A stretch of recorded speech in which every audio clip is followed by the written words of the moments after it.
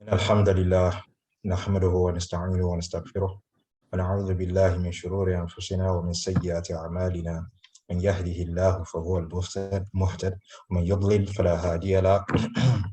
أشهد أن لا إله إلا الله وحده لا شريك له وأشهد أن محمدا عبده ورسوله صلى الله عليه وعلى أهله ومن تبعهم بإحسان إلى يوم الدين. أما بعد. To give praise and thanks to Almighty Allah, we ask Him to shower His blessing upon our noblest of Mecca Muhammad sallallahu alaihi wasallam, members of His household, His companions, all those who have stood as standing and will come to stand on His path to the day of Qiyamah. Ameen.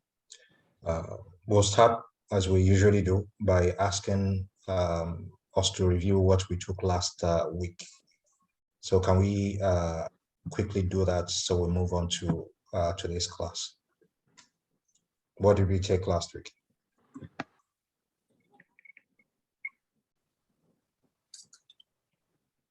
Malam Mujib.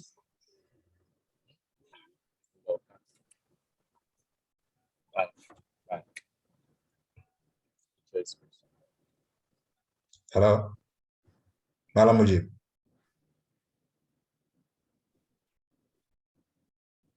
Okay.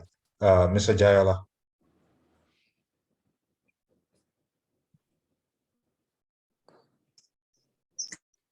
Assalamu alaikum wa barakatuh. Wa alaikum assalam wa rahmatullahi wa barakatuh. If I recall well, I think we continue the discussion regarding grave worshiping and people that worship their leaders. We talked a little bit about how this is common amongst the Yahudis, and then we expanded on it in more details and gave examples of how it affects our life practically. That's the little bit I can remember. Barakallahu fikum. Barakallahu fikum. Malam Mujib.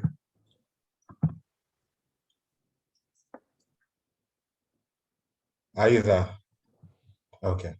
The main hadith last week was the hadith on the reward for following the corpse. Do you remember? The one who stays with the corpse till the janaza prayer is observed will get one qirat, and the one who follows the corpse till it is buried will get another qirat, making up 2 qirats. The Prophet ﷺ was asked, what is a qirat? And he said, what is qiratan? What are 2 qirats? He said 2 large mountains. In a narration from Sahih Muslim, he said, Asgharuhuma mithlu Jabal Uhud. Yes, I said the smallest of them is like the mountain of Uhud. And we said that generally when things of the hereafter or the unseen are mentioned, that any information we are given about them must be qualified by what the Prophet ﷺ quoted from his Lord in the Hadith Qudsi, that he has prepared in Al-Jannah for his slaves what no eye has seen, what no ear has heard of, and what no human heart has conceived of. So these things that they being the reward being as large as 2 mountains, and the smallest of them being the size of Mount Uhud, is just for you to have an idea of the concept of how large it is. The reality of it is only known by Allah subhanahu wa ta'ala.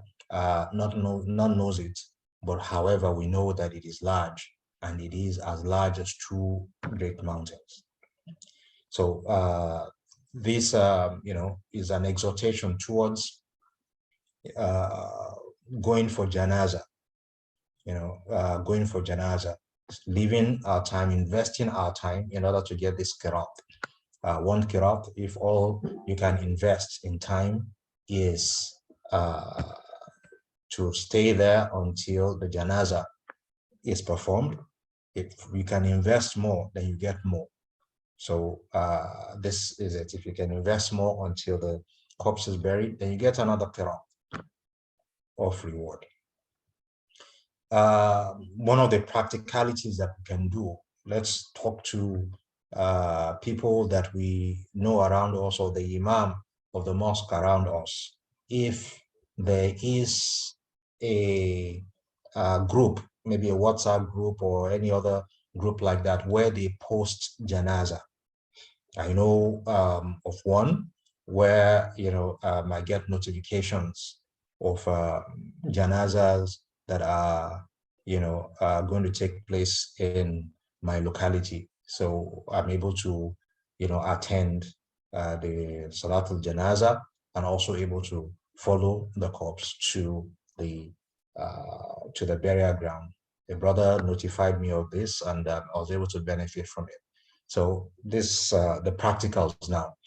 If we know, let's spread the word. If we don't know, let us ask people who could know where one will get notifications, from about these janaza, so that we'll be able to go and get this reward. And this reward is a mercy from Allah subhanahu wa ta'ala, 2-in-1. Which is an exhortation for us to go there and intercede on behalf of our brother. When we intercede on behalf of our brother, Allah will accept our sincere intercession with respect to our brother, and at the same time we get the second, which is this reward of 2 qira'at. So let's try not to forget that. Then we'll go to today's class. It is Zakah, Kitaab Zakah. Alhamdulillah, we finished 2 books now. We started with the book of Tahara. We went through different stages of it.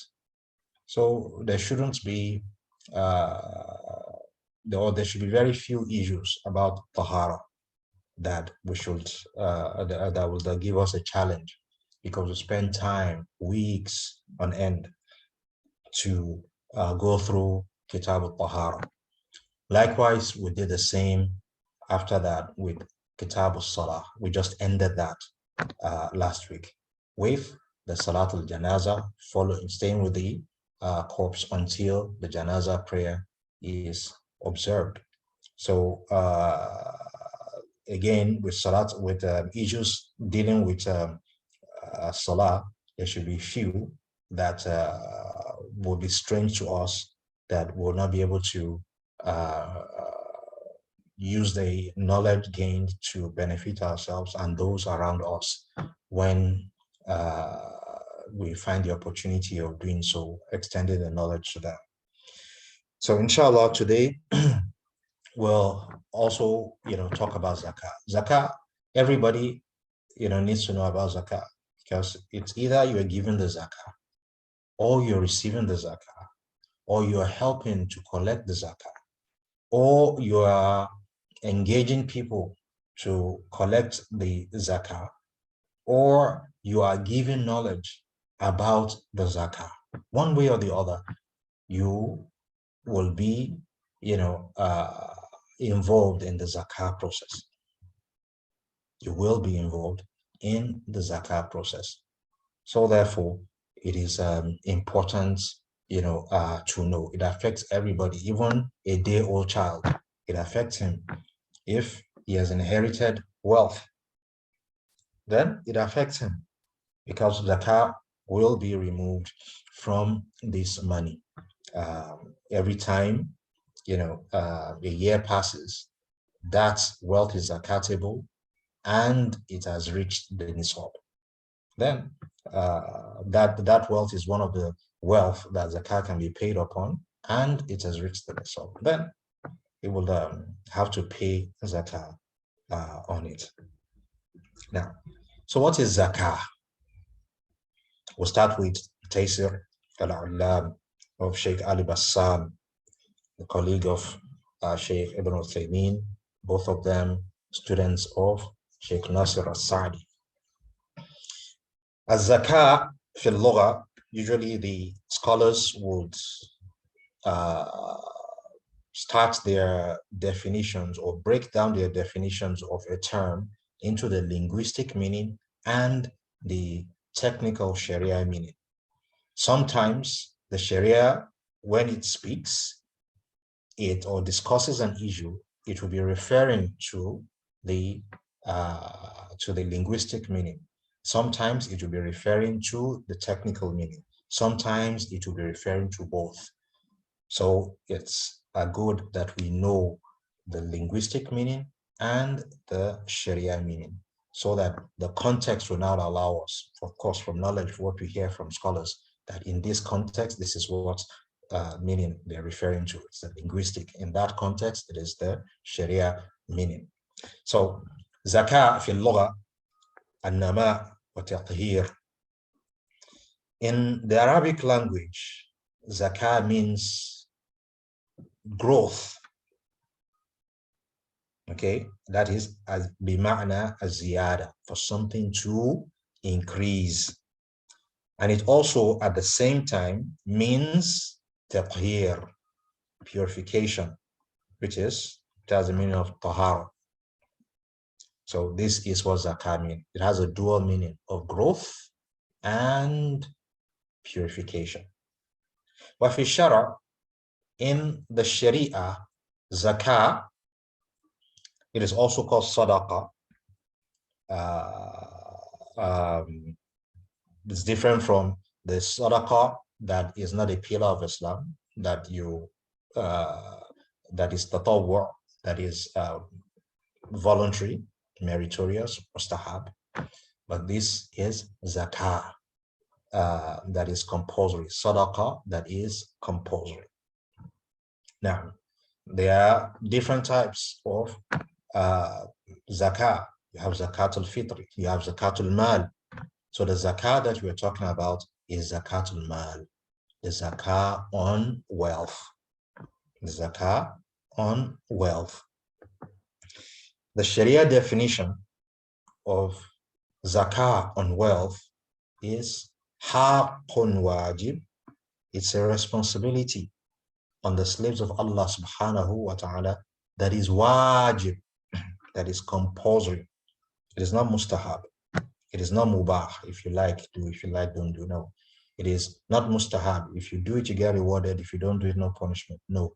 It is wajib, compulsory, meaning if you do it, you get rewarded. If you abandon it, you get punished. Or, put in another way, you fall under the threat of punishment with Allah subhanahu wa ta'ala. If he wills, he punishes. If he wills, he forgives.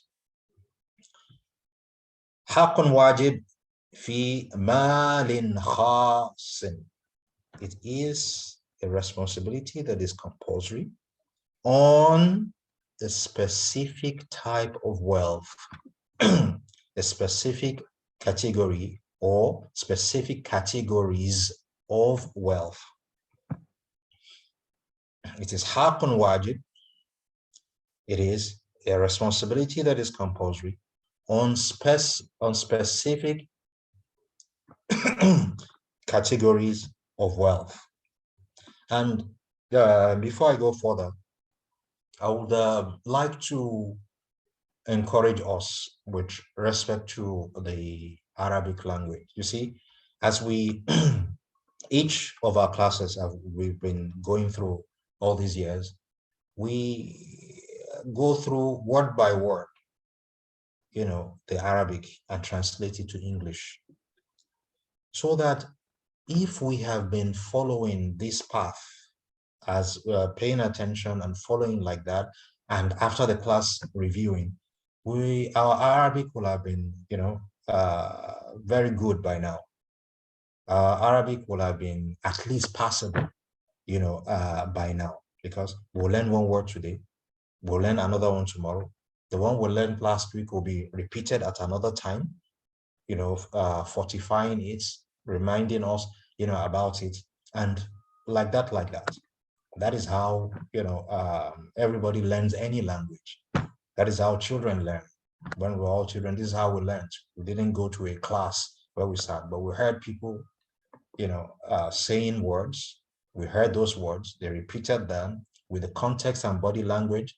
We were able to know what it is that they were talking about and things like that. So let us pay attention to this and improve Arabic thereby. The importance of learning any information in any language is that by having that language at your fingertips, mastering that language, you are able to drink directly from the pool. If you read a translation, you'll be drinking from what another person has drunk. You will be limiting yourself. Whereas if you were to drink directly from the pool, then it will be fresher and your understanding will be wider. You won't be restricted to the interpretation that somebody has given of that thing or of that text, whatever language it might be. And the Arabic language is not an exception. Now, so in the Sharia, in the law, legally, the zakah is haqqun, an obligation that is compulsory, wajib, fi malin khas, in specific wealth. Wahuwa bahima tul an'am. The specific wealth, categories of wealth that we're talking about are livestock, like cattle, bahima tul an'am. So the things that will fall under that will be things in the sheep category, like ram, like goats and things like that. The sheep family and the cattle family and the camel family. So in the cattle family, you have like cows, buffaloes and things like that. And then you have the camels. So these are bahimatul an'am. So which means things like poultry do not fall under this. So one category of the categories that fall under zakatul mal is bahimatul an'am.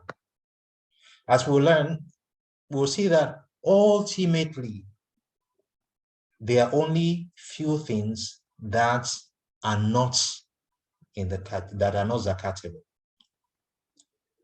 such that if, for instance, you own a poultry, by virtue of being birds, they do not qualify for zakat. However, if you sell them, you're going to make money out of them. So that money from their sale is zakatable. If you are also trading in them, they are trade goods, then they are also zakatable. So they are zakatable not because they are poultry, but because they are either trade goods or you've converted them when you sold them to money. So there's very little room for someone who wants to hide. So the first category that the Sheikh rahimahullah mentioned here is bahimatu al-an'am. Another one is al-kharij min al-ard, that which comes out of the earth, which is your farmlands, what you grow in your farmlands. Again, this is qualified elsewhere as we go. It's not everything that you grow. For instance, if you grow cabbage and all that, no. From a hadith, the scholars have deduced that there are things that you can store, weigh, or measure. You weigh or measure them, and you can store them. Because of the hadith where the Prophet ﷺ said, there is no zakah on produce that is less than 5 awsaq. And awsaq is a measure. Awsaq is a measure. Now, wal-kharij min al-ard, that's the second category. Wal-nuqdan, and cash, nuqud, naqd, singular, nuqud, plural. Nuqdan, cash. And cash here represents the primary cash in the Sharia is gold and silver. Until when, the American system separated between the two, the cash that you hold in your hands, the paper cash, was a receipt of gold or silver that you had somewhere, especially gold that you had stored somewhere. So when you work and you are given an amount, of money, it is backed by gold held in the central bank or somewhere. So that's why they call the cash your legal tender. It is something that you tender, that I have gold somewhere equivalent to this that I've tendered to you. So, so when we talk about nuqud, we're talking primarily gold and silver, or anything that represents them, like the coins that are not gold and silver, or the paper, or now polyester that are used to make, legal tenders. So that is the third category. If you have them, gold, silver, or anything that represents them, then they are zakatable. Which means what? If you have diamond, if you have platinum, they are not zakatable if you are not trading in them. If you're trading in them, then they become trade goods. They will become zakatable, not because they are platinum, not because they are diamonds, but because you are trading in them. When you trade in something, then you give zakah out of that. Now, the next category is urud at-tijara, trade goods. Now, we've mentioned it a couple of times. So we just mentioned it a second or two ago. So when you're trading in anything, then that thing in which you're trading, the value, you will estimate it. If it's up to the nisab, then it is zakatable. That's another category. So whatever it may be, once you are trading in it, whether it is a building, whether it is a piece of land, whatever it may be, then it is what? It becomes zakatable once its value meets or exceeds the zakah, the nisab. The nisab meaning the minimum value that qualifies you to pay zakah. So these are the categories under the definition of zakah. If you own property that is not bahimatul anam, that is not measurable, produce from the earth, that is not gold or silver, and you are not intending to sell it, then it's not zakah. It's not zakatable, no matter how expensive it is. What the Sharia will encourage you to do is meritorious sadaqah from it. But in terms of compulsion of zakah, it's not zakatable. So if a man has a Bugatti and he uses it for his personal needs, he does not intend to sell it, then it is not zakatable. If he builds a skyscraper and he lives in it, his office is in it, or he allows people, to stay in it and things like that. He doesn't have any intention of selling it. It is not zakatable. If you have an equipment, you don't intend to sell that equipment. You're using it for a business, for instance. Maybe you have a car and you're using it for rentals or for a taxi. That car or vehicle itself is not zakatable. It's your personal, property. However, the rental fee that you get from using it, if it reaches the nisab and a year passes on it, then it is zakatable. Because the Prophet ﷺ in a hadith said there's no zakah on a man's slave and on a man's horse. The scholars expanded this to mean that from usul al-fiqh, what is a slave used for? To serve you, for utility purpose. What is your horse used for? Likewise, the same. So your personal effects that you use are not zakatable. Once that is all that they are.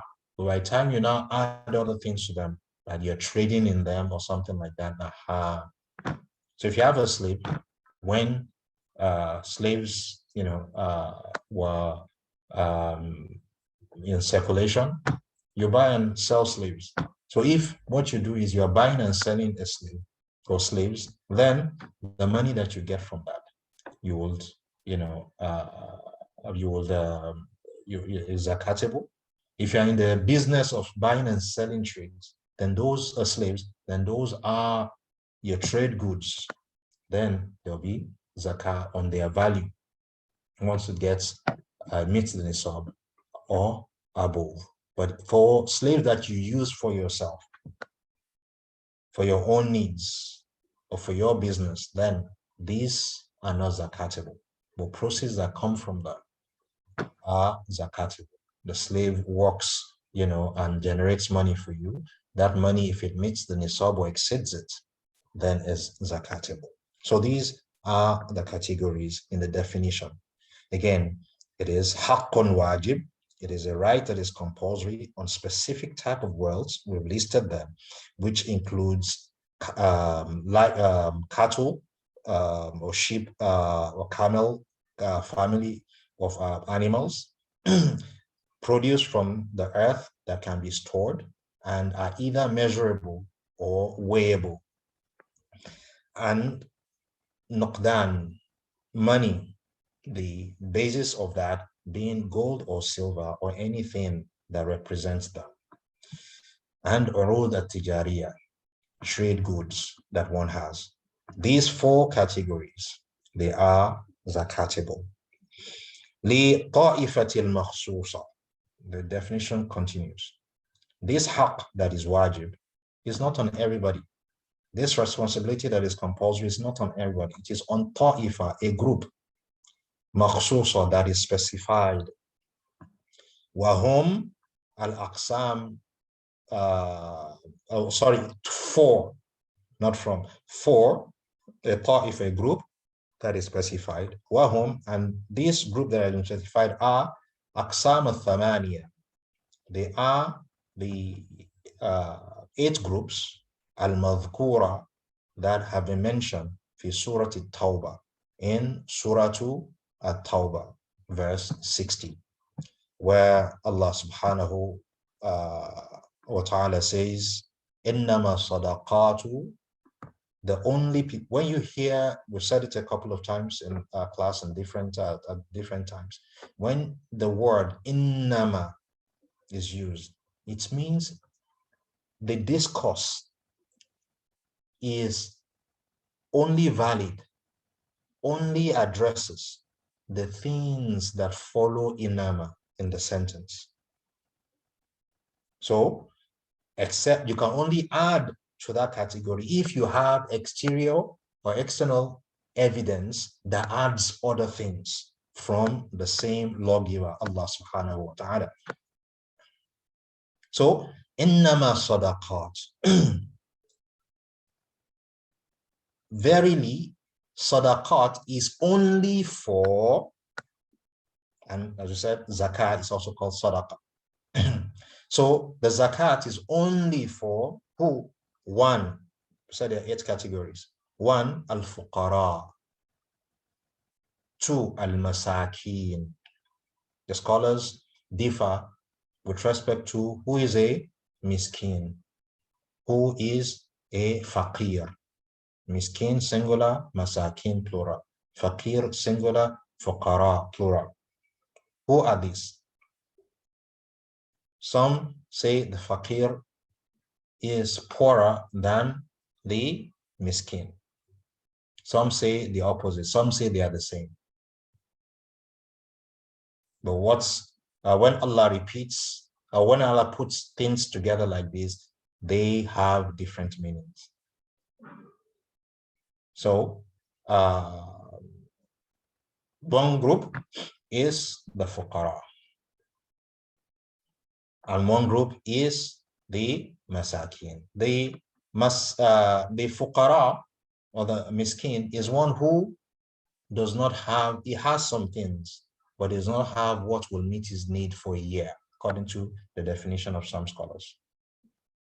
He has part of it, but doesn't have what will meet his needs for a year.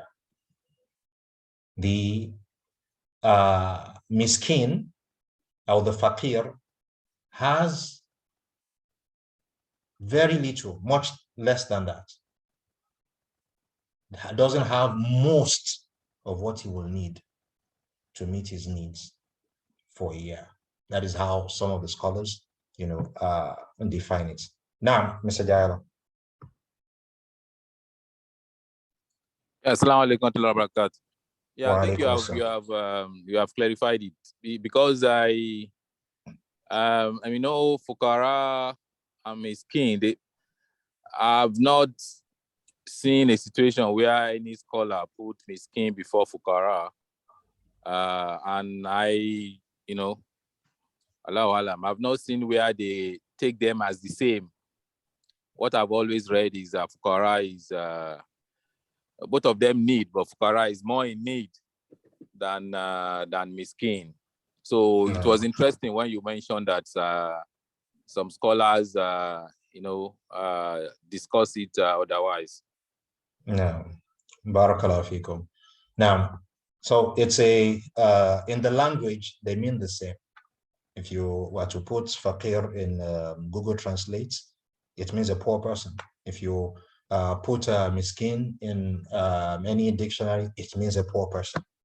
So they just, like you say, poor and indigent. They mean the same thing. People who don't have, the means with them. So this is why different scholars will look at it at different things, differently. Some will say they're the same in the language. It means poor, no difference. While some say they have a difference. One is poorer than the other.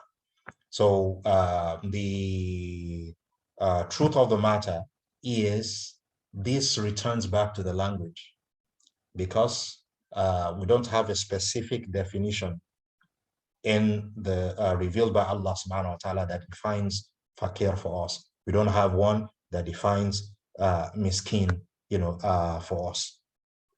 So we see, for instance, in the story of Dhul Qarnayn, the Surah Al-Kahf, when some people were in a boat, and he and Musa went onto that boat, and Khidr damaged that boat.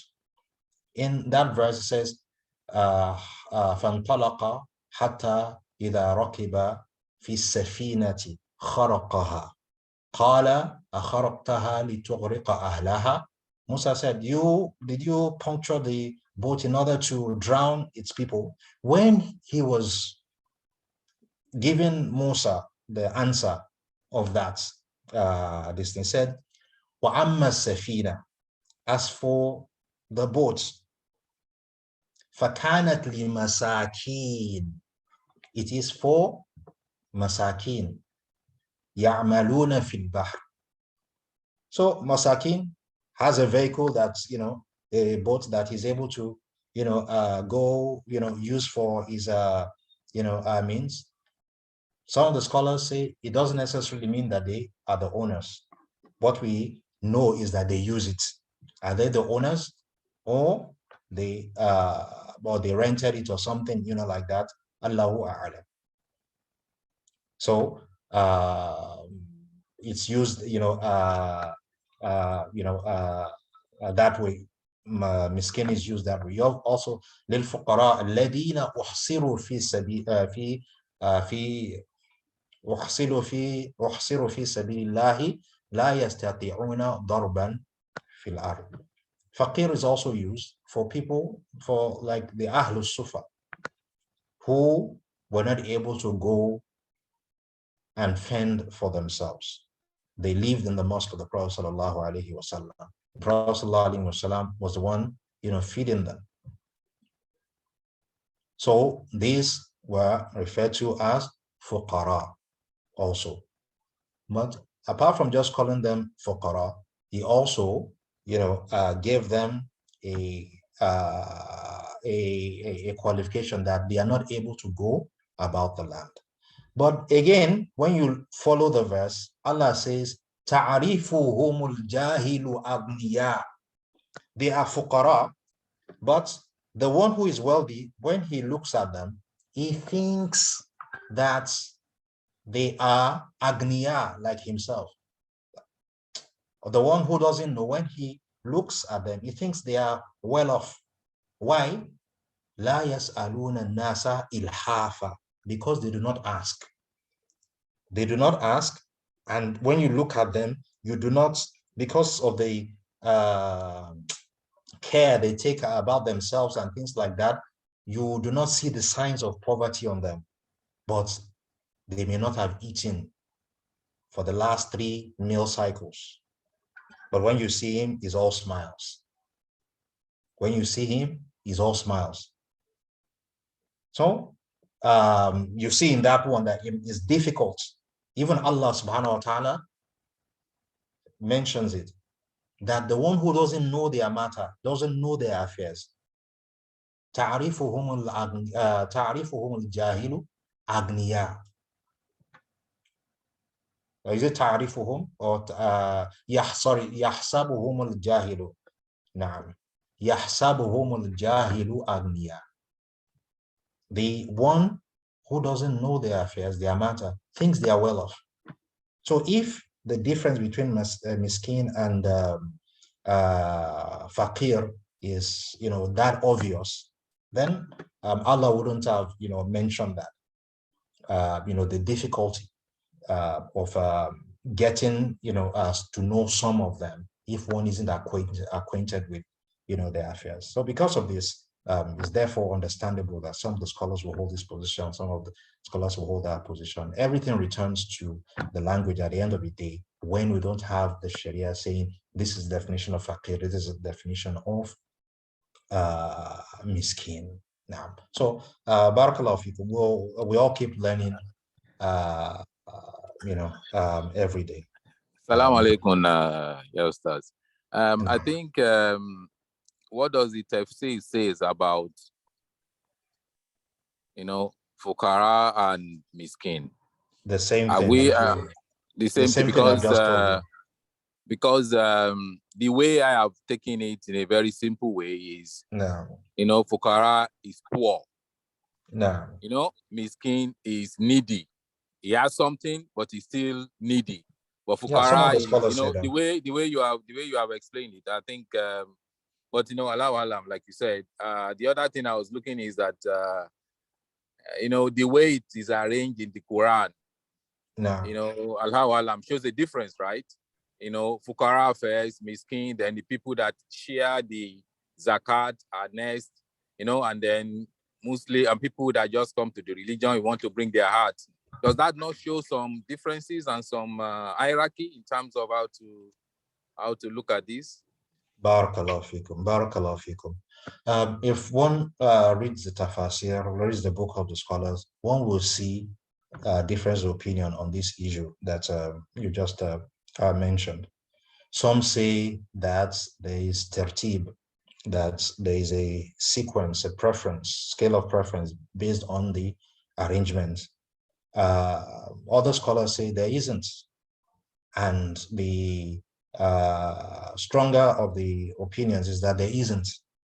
If we look at the first hadith that we are going to take, which is the hadith of Mu'adh bin Jabal, the Prophet ﷺ, when he was sending Mu'adh bin Jabal to Yemen, one of the things he told him when he got to the topic of zakat, he said, تُخْرَجْ مِنْ أَبْنِيَائِهِمْ وَتُرَدْ إِلَى فُقَرَائِهِمْ, taken from their rich and given to their fuqara. He didn't mention all these other verses, and this happened after this verse had been revealed. Mu'adh bin Jabal, by the time he returned to Medina, the Prophet ﷺ had died. So it was towards the end of the Prophet ﷺ's life that he sent him to Yemen. And when he was saying, he said to their fuqara. He didn't mention their masakin. He didn't mention those who are stranded on the road. He didn't mention those who are administering the zakat process. He didn't mention all that, just said they are fuqara. Based on this, some of the scholars say this is evidence, along with other ahadith and things, that the entire zakat can be spent on one category out of these 8 categories.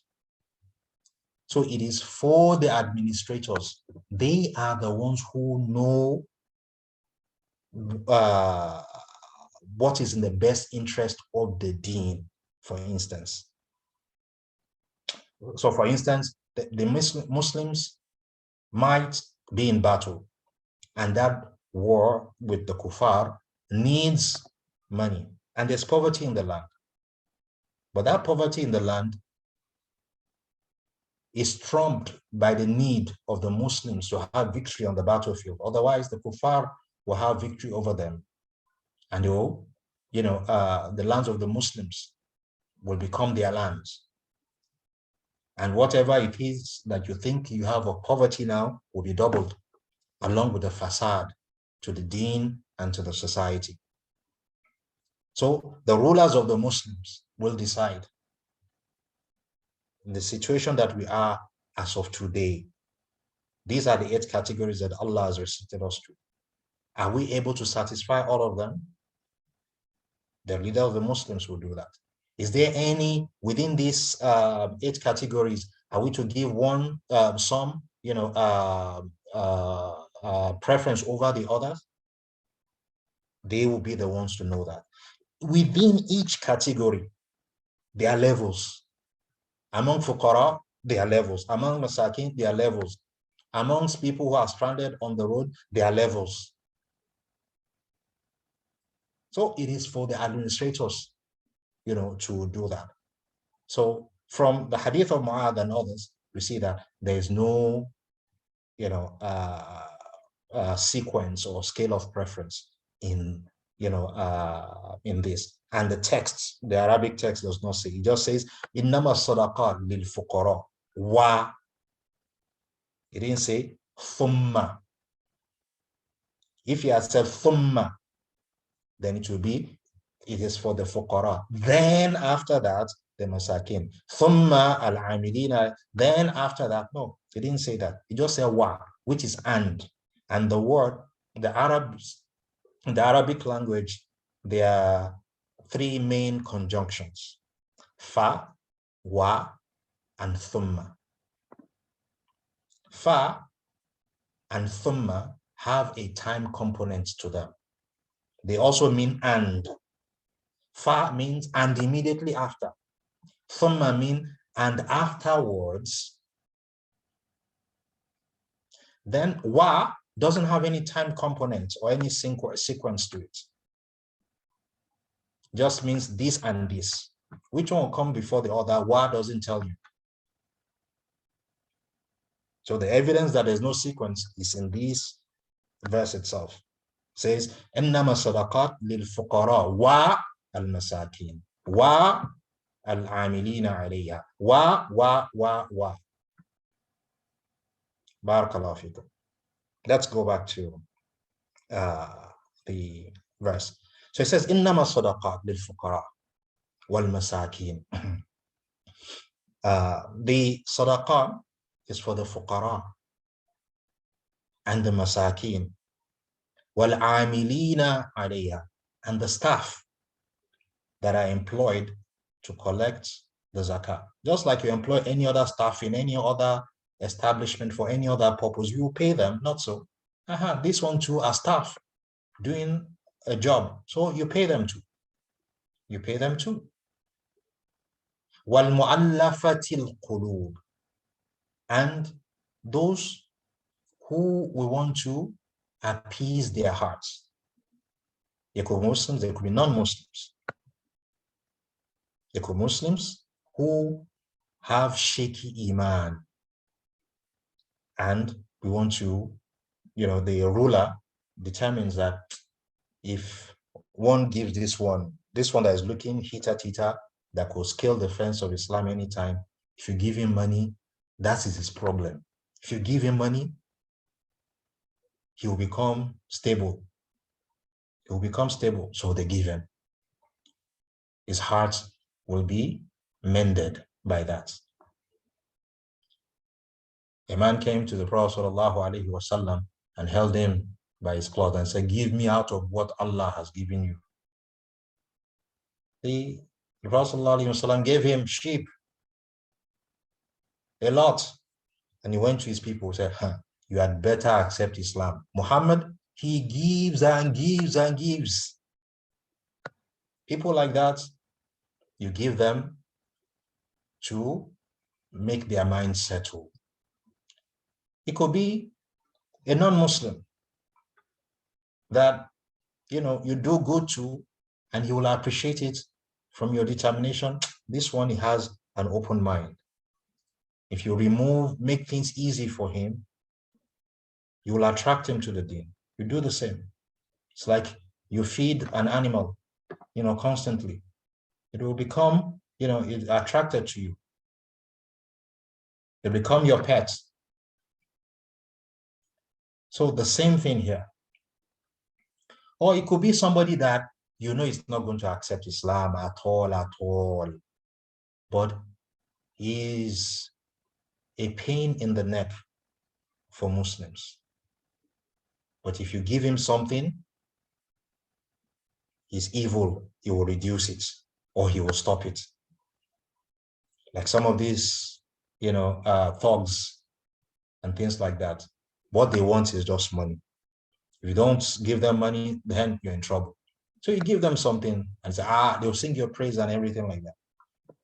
So if there are such people harming Muslims or Islam, and the ruler determines that what they want for their evil to go away is for them to receive something, then that money is taken from the zakat in the purse of the Muslims and given to them. Now, وَالْغَارِمِينَ وَفِي الرِّقَابِ, and for removing people from slavery. From removing people from slavery. Slavery in Islam is gotten at the battlefield when prisoners of war are taken and distributed, amongst the Muslims. And these slaves can be traded. These slaves, when they give births and things like that, their offsprings are born into slavery. So even though the offsprings were not captured in war, they are progeny of slaves and therefore slaves. So in freeing slaves, the zakat and also be used. When Aisha radiallahu anha bought Barira had signed a contract with her owner that if she's able to raise a certain amount of money, that she will become free. So they said that she will become free on one condition. That's if she were to die after becoming free, they will have the rights of inheritance. Is that they will have the rights of inheritance. In the Sharia, the distribution of a dead person's estates, one of the people who qualify is someone who freed you from slavery. He paid your ransom. Instead of paying your ransom so that you now become his slave, he set you free. So if you die, then he's entitled to a share of your estate, because you wouldn't have gotten that estate if he didn't donate it to you. The property of a slave is the property of his master, because the slave himself is the property of his master. So he bought your freedom and now said, you can now have property by yourself. I don't need that property. So when the slave dies, the owner or the one who freed him, as the case may be, now has, if he's the owner, all the slave property is the property of the owner. If he was freed, then a share of that property goes to the one who set him free. So wafir riqab, setting people free.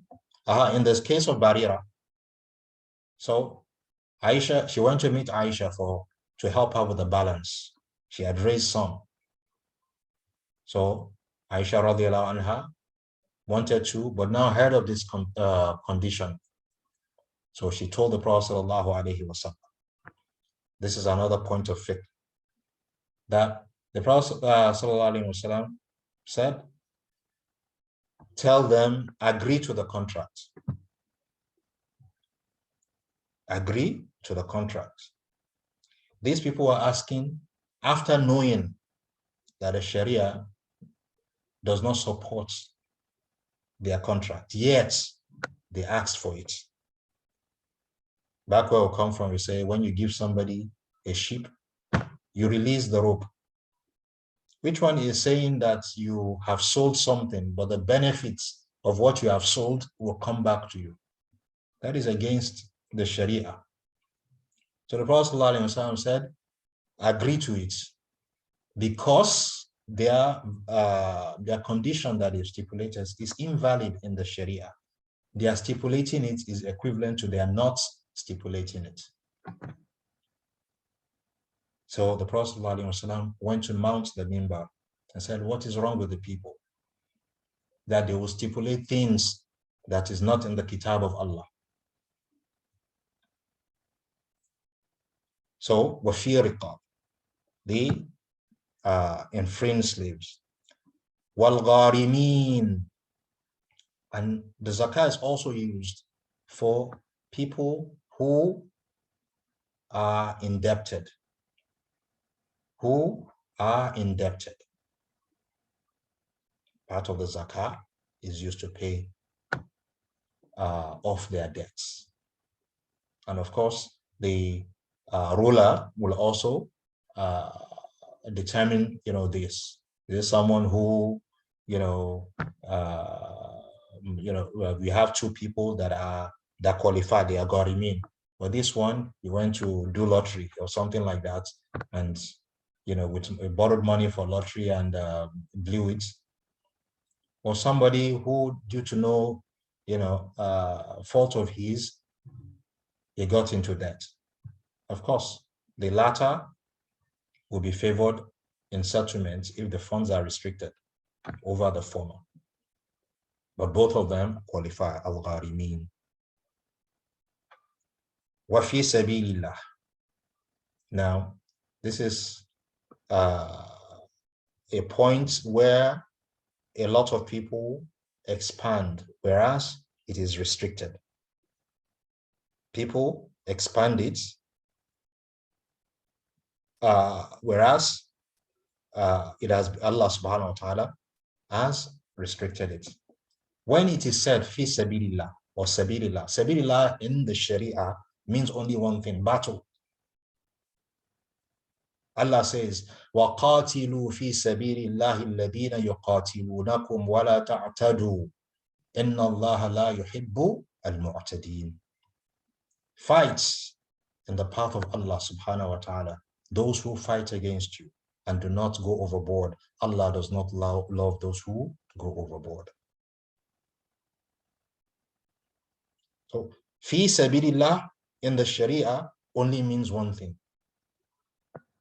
If it is not qualified beyond that. If it is qualified, if you say, give me money fi sabilillah, then you've qualified it. Give me money for the sake of Allah. But the ultimate thing you do for the sake of Allah is to give your life for the sake of Allah subhanahu wa ta'ala in battle. So this is what it means. But some people have expanded it to mean anything that is done for the sake of Allah. And the scholars kick against it. Because once you have that meaning, once you incorporate that meaning, then the other categories have no meaning anymore. They are subsumed into fi sabilillah. Then what is the point in saying lil fuqara? When you are given fuqara, it's fi sabilillah, for the sake of Allah that you're giving him. When you're giving the people who are administering the zakah, it is for the sake of Allah. When you are giving mu'allafatul qulub, someone whose heart you want to touch, it is for the sake of Allah, not for the sake of shaitan. So the other categories will not have any meaning anymore. So fi sabilillah is jihad. The ruler of the Muslims says we are going for jihad. And he says, these are the needs of the soldiers personally and in terms of equipment and all other things like that. So they dip their hands into the Zakat fund and they pay, and they use it to offset, the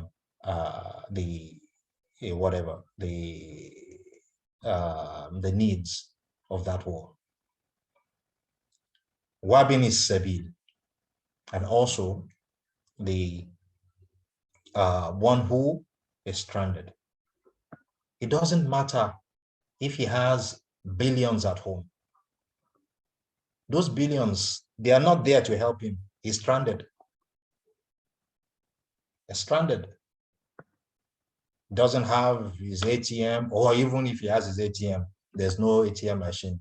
You are in the desert somewhere, you are talking of ATM, whatever, to a camel rider or something like that. No.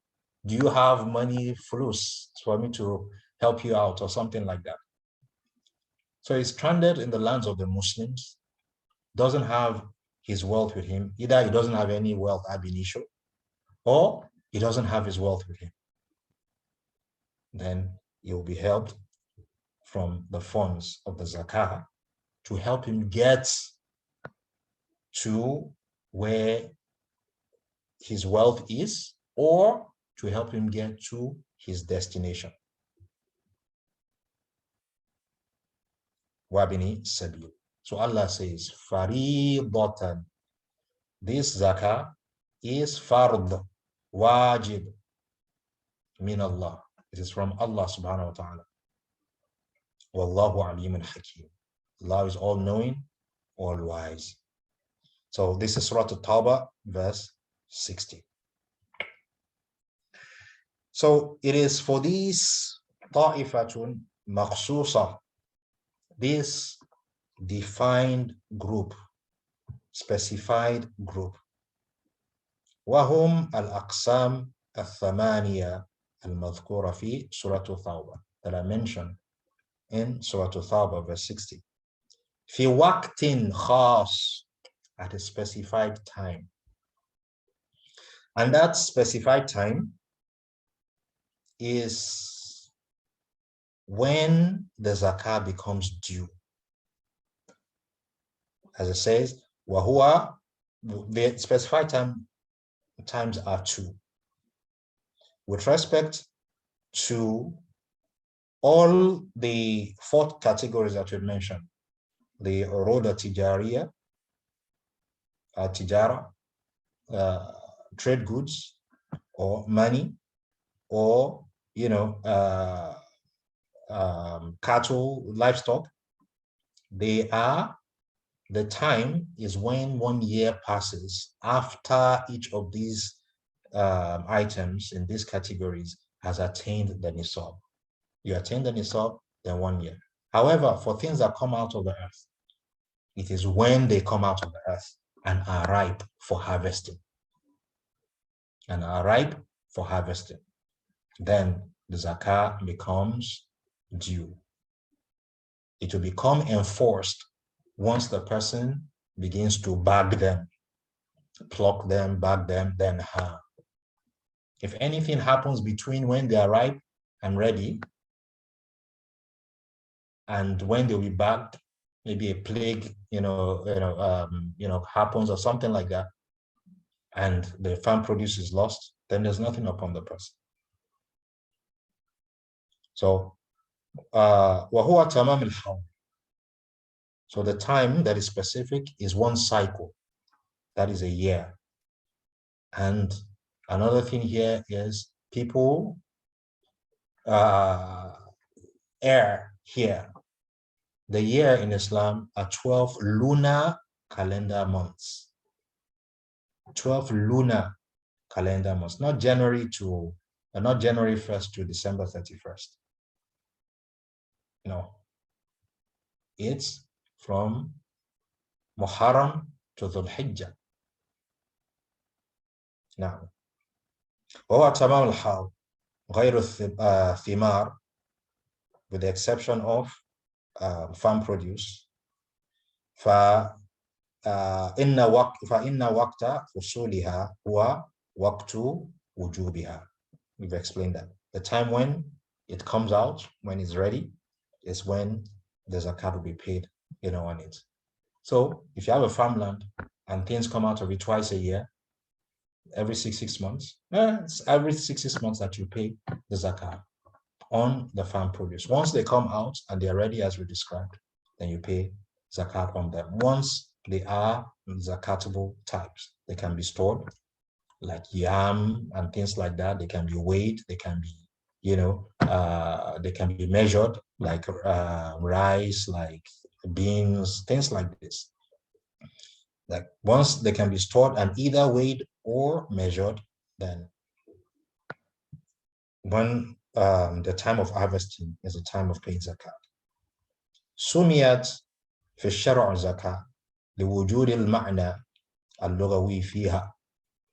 The zakah is so named in the Sharia, borrowing from its linguistic meaning, because the linguistic meaning is apparent in the intention of the Shara.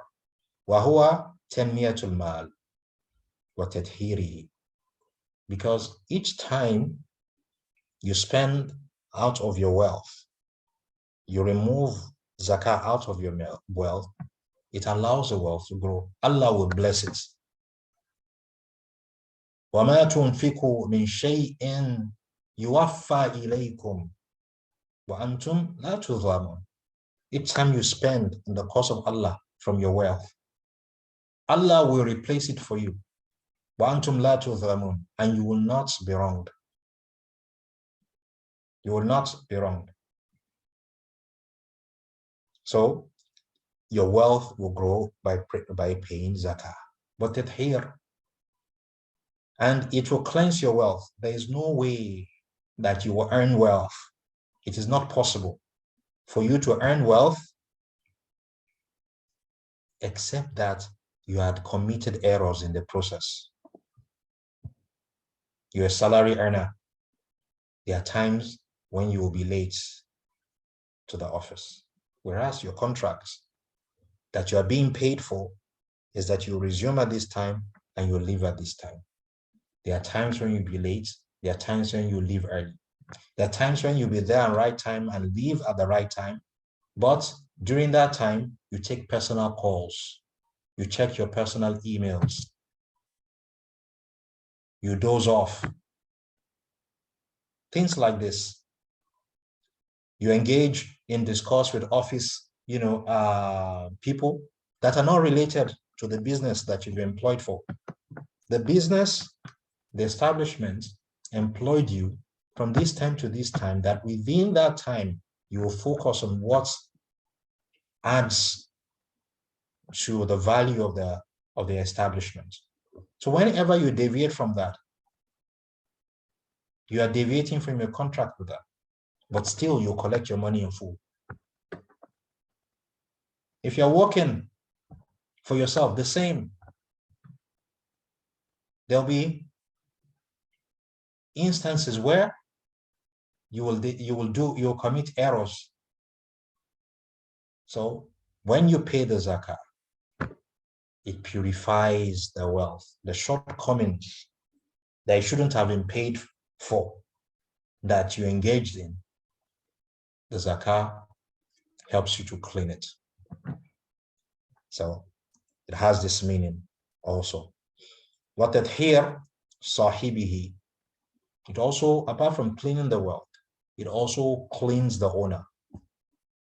Allah says, khudh min amwalikum min amwalihim sadaqatan tutahhiruhum bih. Take from their wealth sadaqah, that is zakah.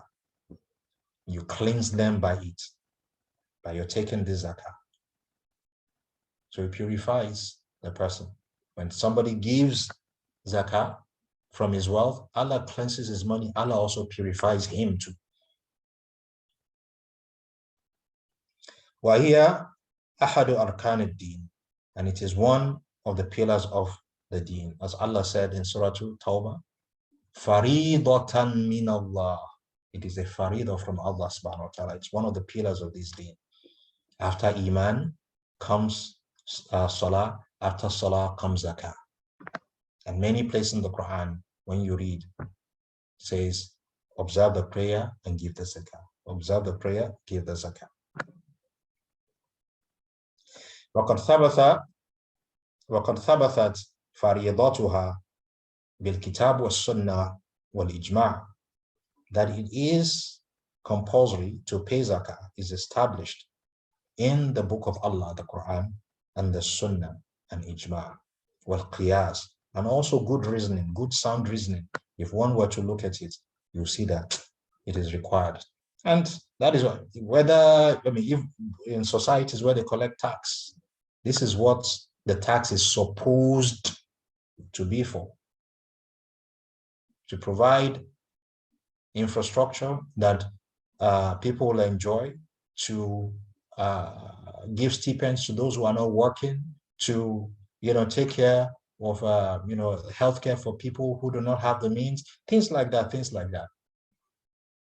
that the tax will be useful.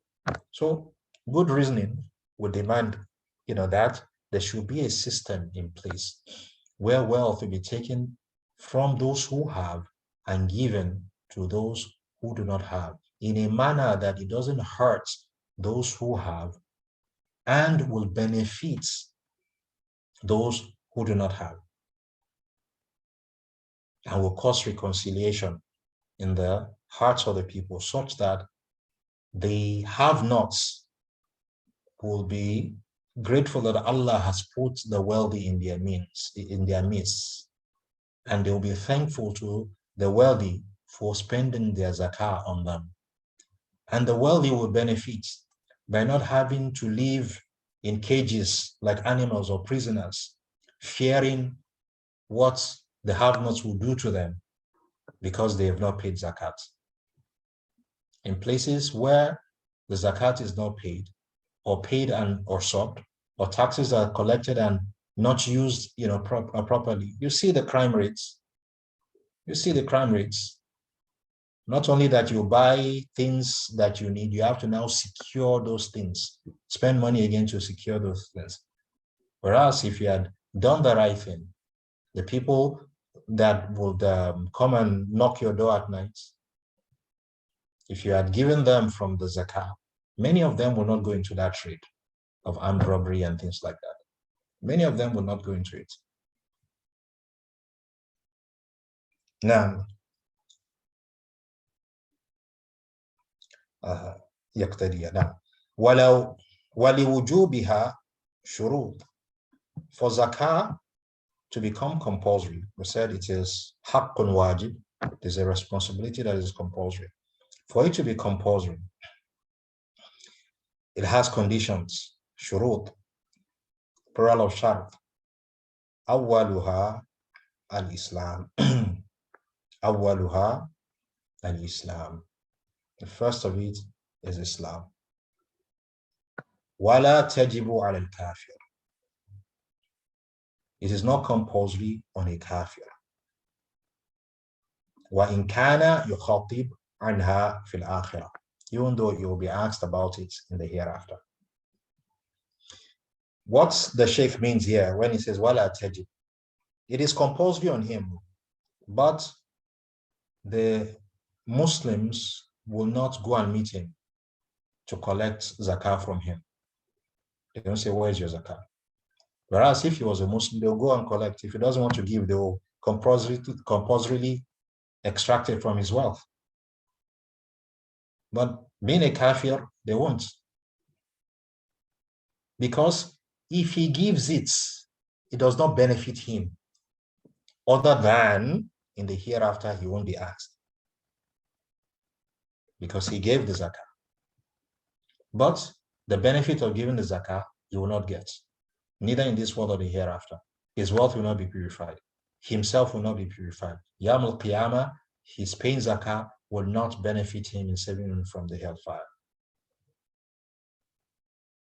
Why? Because that which will make the zakat acceptable, iman, is missing. قُلْ هَلْ نُنَبِّئُكُمْ بِالْأَخْسَرِينَ أَعْمَالًا. Should we not, Muhammad, tell them, should we not tell you who the worst of losers are? الَّذِينَ ضَلَّ سَعْيُهُمْ فِي الْحَيَاةِ الدُّنْيَا. They are those whose deeds have been lost in this world. وَهُمْ يَحْسَبُونَ أَنَّهُمْ يُحْسِنُونَ صُنْعًا. And they thought that they had perfected the arts and science of doing good deeds. أُولَٰئِكَ الَّذِينَ كَفَرُوا بِآيَاتِ رَبِّهِمْ وَلِقَائِهِ. These are the people who disbelieved in the signs of their Lord and the meeting with him. فَحَبِطَتْ أَعْمَالُهُمْ. And therefore their deeds became null and void. فَلَا نُقِيمُ لَهُمْ يَوْمَ الْقِيَامَةِ وَازْنًا. And therefore Allah will not appoint a scale for them Yawm al-Qiyamah for their deeds to be measured or weighed. There's nothing to weigh. It's all destroyed in this world. It didn't make it to the hereafter. So if a kafir pays zakah, and in the hereafter, no scale is appointed for him because his zakah has been destroyed in this world. No iman.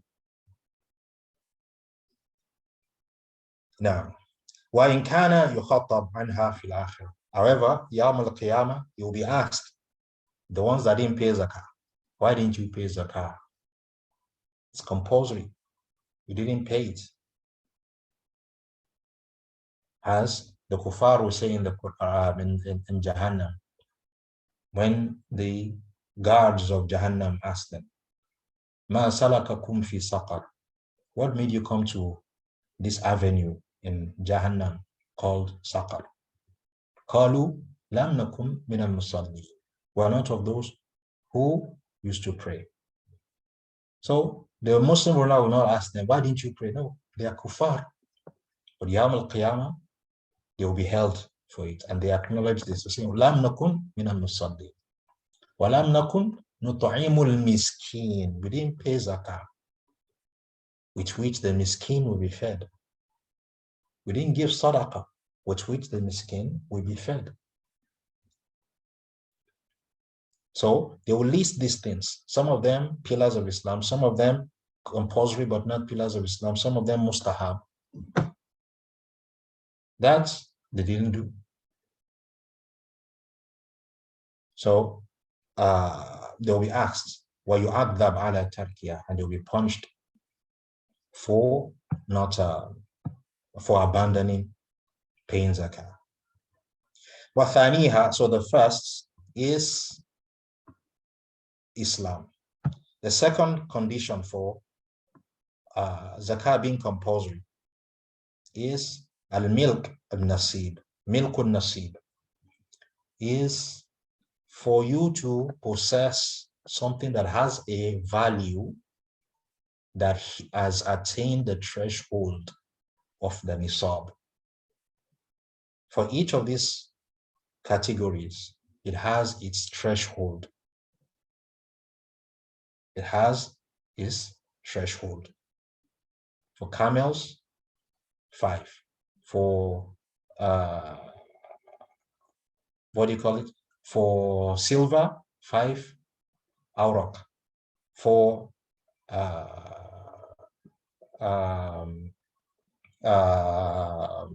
farm produce, 5 awsaq. So they have this in gold, 85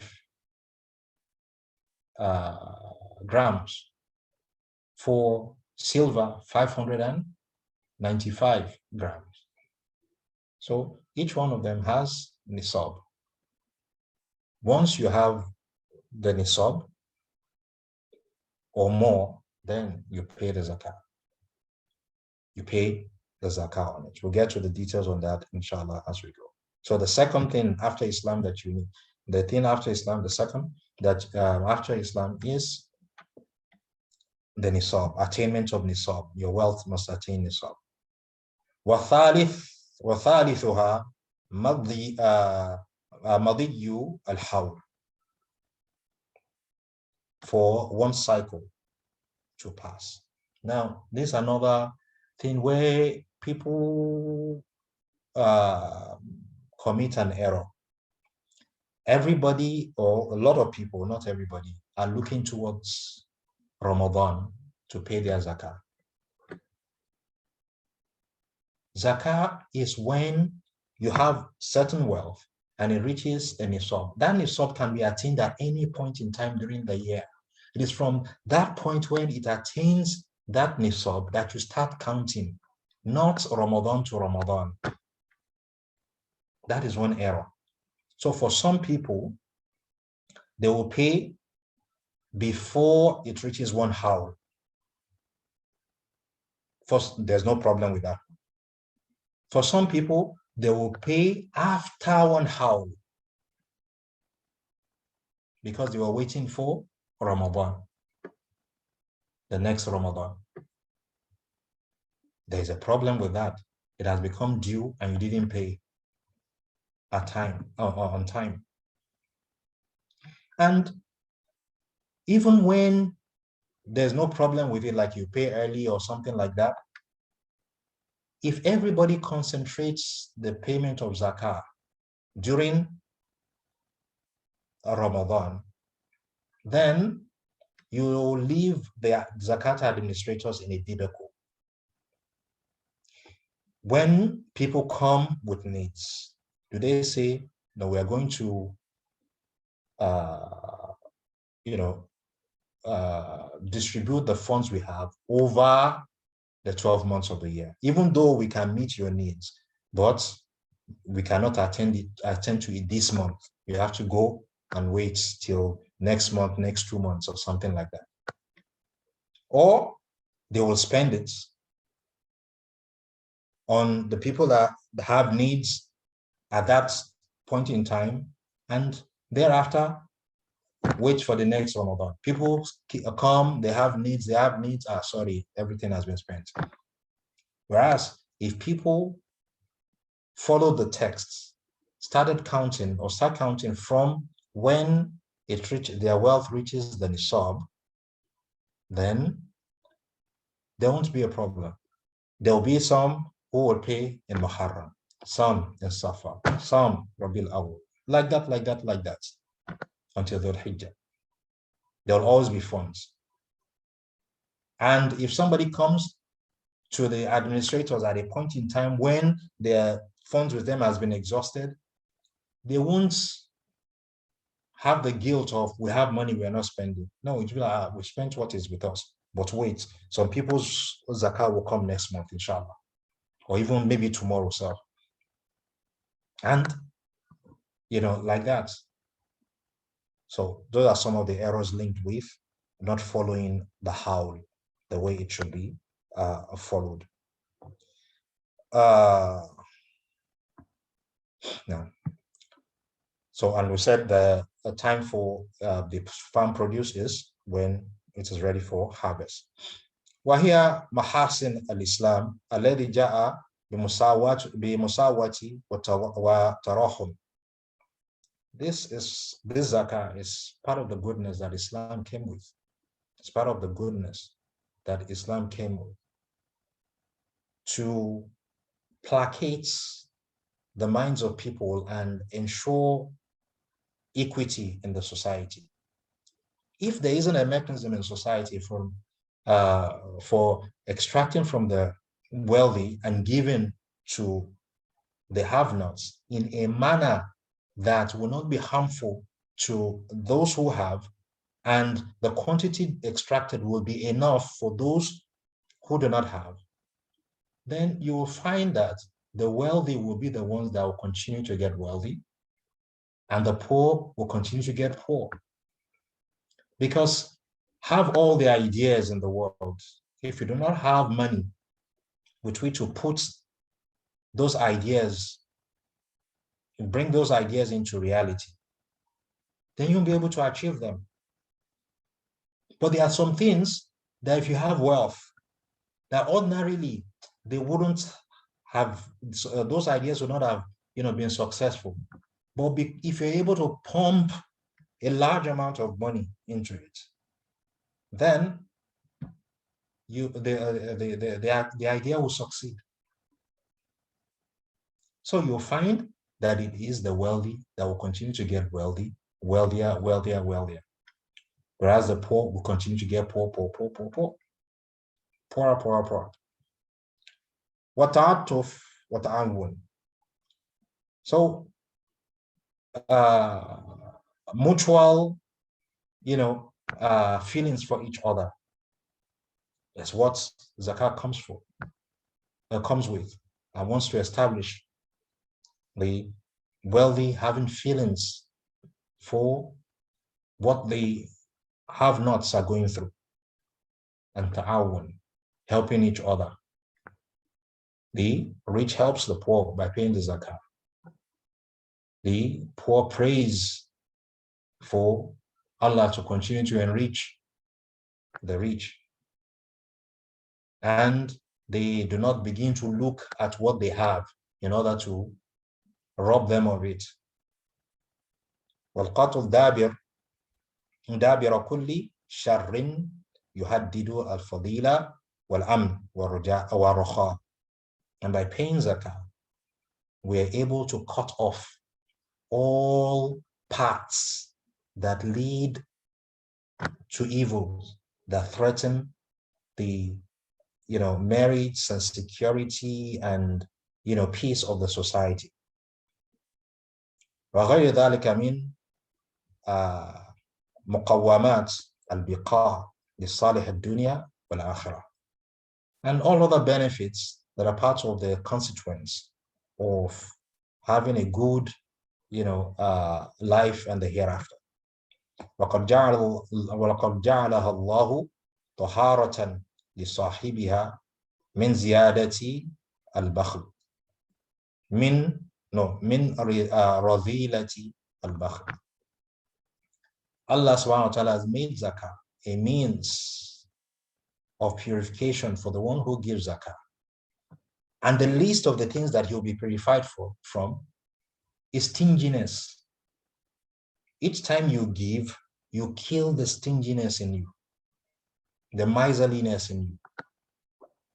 Each time you don't give, the miserliness increases.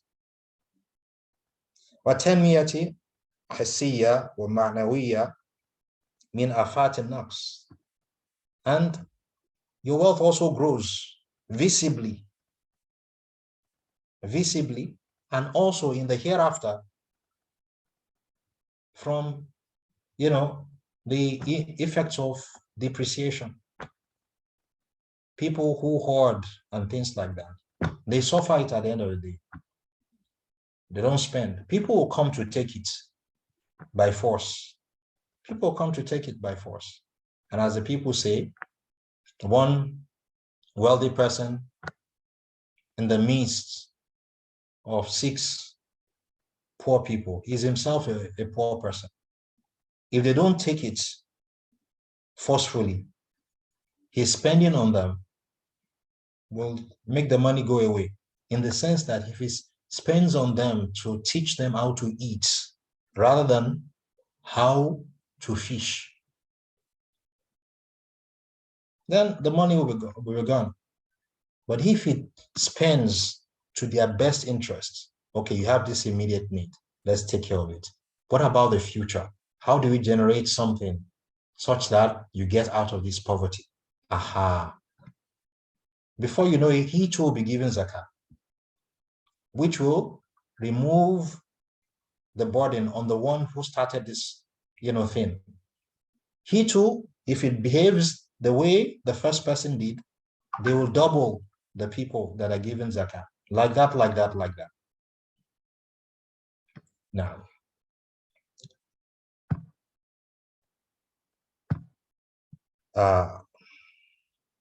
so where were we?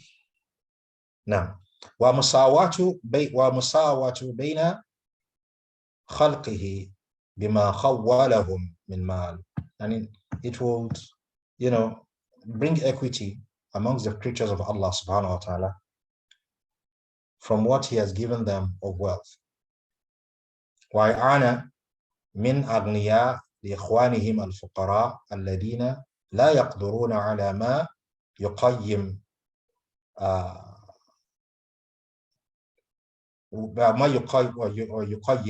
أولادهم من مال. And it also helps the zakah, the poor, to help, to assist their brothers who are poor. Those who are poor, so to the extent that they are not able to find what will take care of their needs in terms of wealth. وَلَا قُوَّةَ لَهُمْ عَلَى الْعَمَلِ. And some of them don't even have the means with which to work. They're disabled, or they're old, or they have one ailment or the other that does not permit them to work. وَتَحْقِيقًا لِسَلَامَ الَّذِي لَا يَسْتَقِرُّ بِوُجُودِ طَائِفَةٍ جَائِعَةٍ. And this zakah helps to establish peace in the society, which cannot be established in the presence of a group of people that are hungry. It can't be. It can be realized. Can be realized. Not only they will steal the wealth, they will also steal the people, kidnap them, take them for ransom and things like this. Tara al-mal mahruma minhu. When these hungry people see, that the wealth is, they don't have access to the wealth. وَتَعْلِيفْ لِلْقُلُوبِ. And it helps to placate their minds. وَجَمْعًا لِلْكَلِمَةِ حينما يجاود الأغنياء على الفقراء بنصيب من أموالهم. And it helps to unify their words and their ranks. When people are talking about the wealthy, insulting them in the presence of the fuqara and the masakin who have benefited from these people, they'll come to their defense. They'll come to their defense. And why is that? Because of what they did. Their words will be united.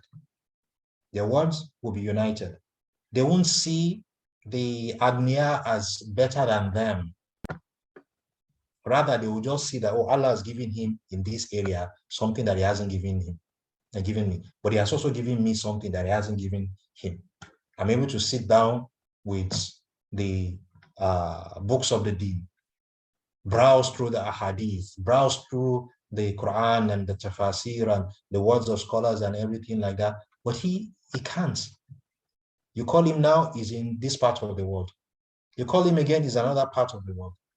He can't sit down to go through these things. So when he has time, he comes and we're able to tell him, oh, this is what Islam says on this, this is what Islam says on this. So each person has a benefit, a merit, and a benefit that is given the other. This is how they will see it, that they are in a cooperation, they're a team. ومثل هذه الفريضة كريمة يعلم. So the benefits similar to this is known.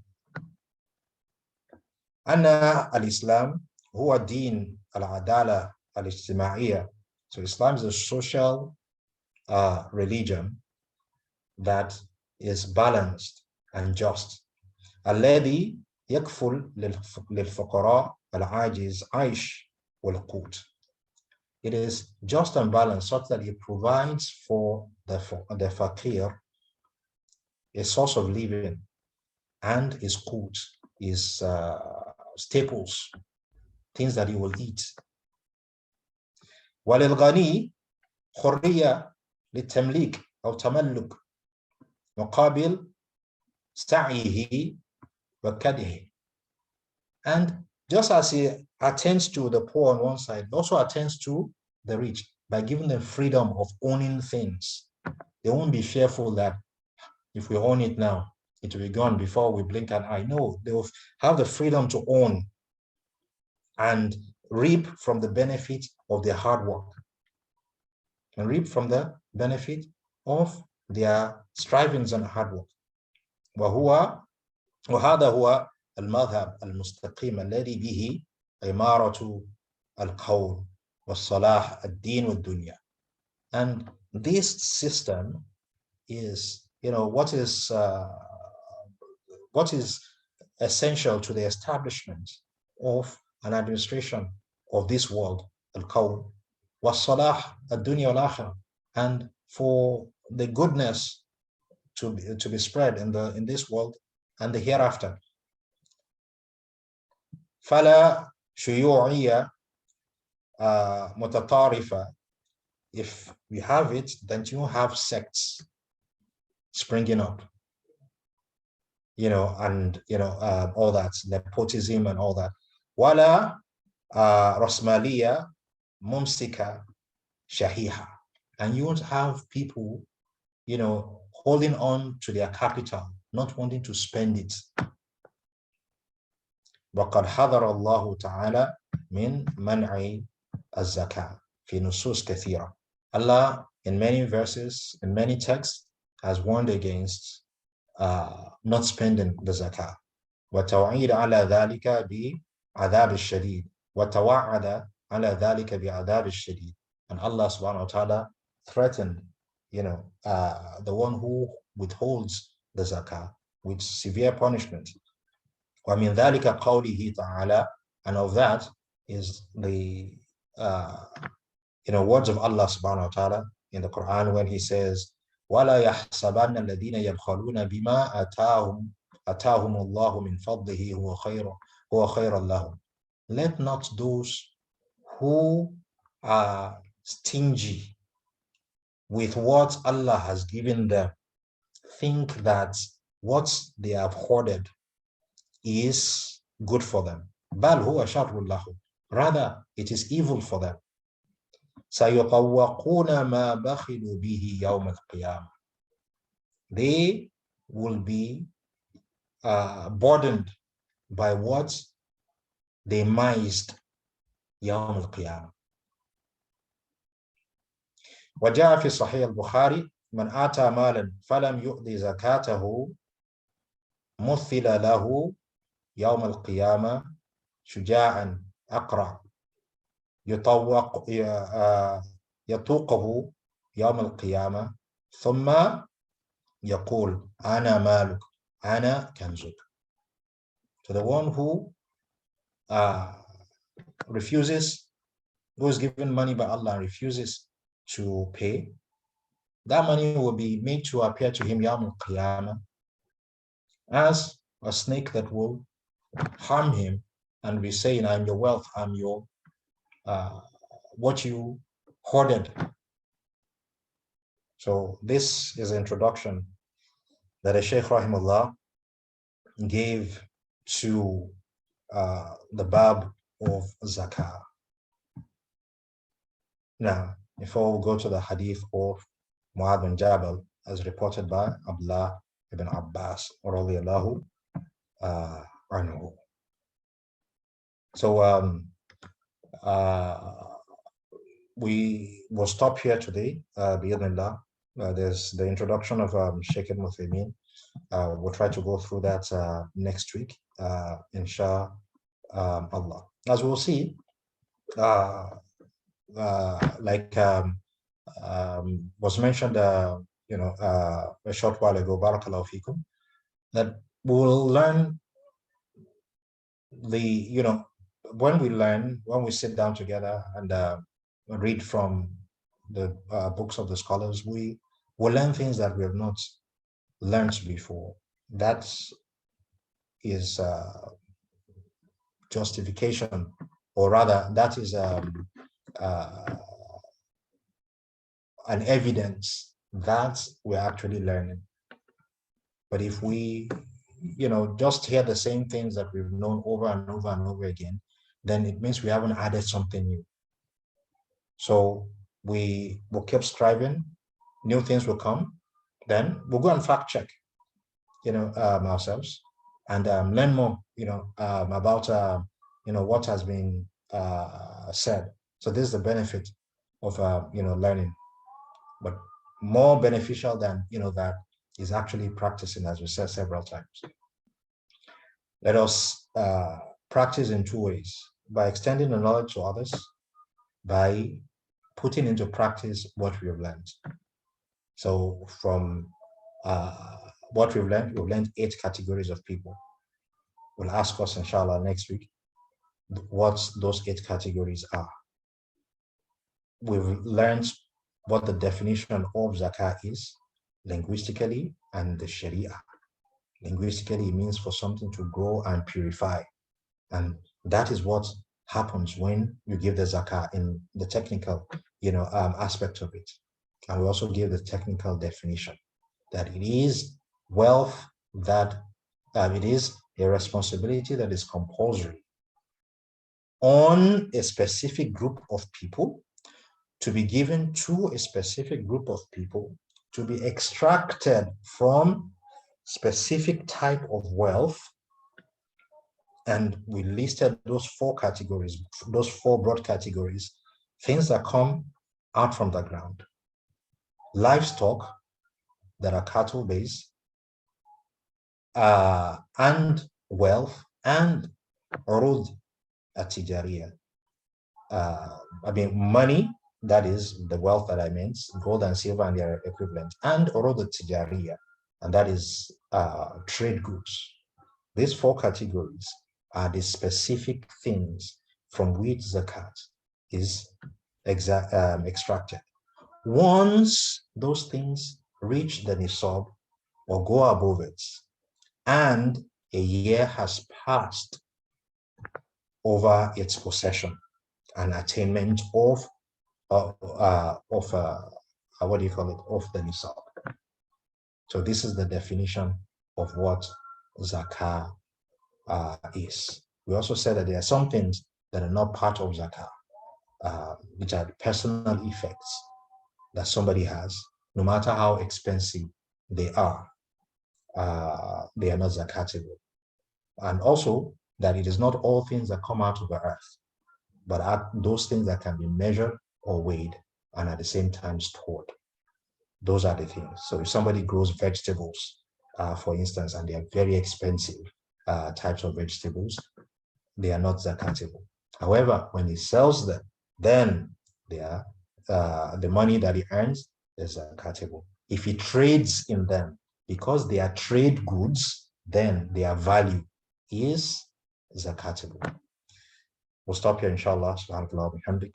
Nashhadu an la ilaha illa anta. Nastaghfiruka wa atubu ilayk. Assalamu alaikum wa rahmatullahi wa barakatuh. Alaikum assalam wa rahmatullahi wa barakatuh. Jazakumullah khairan.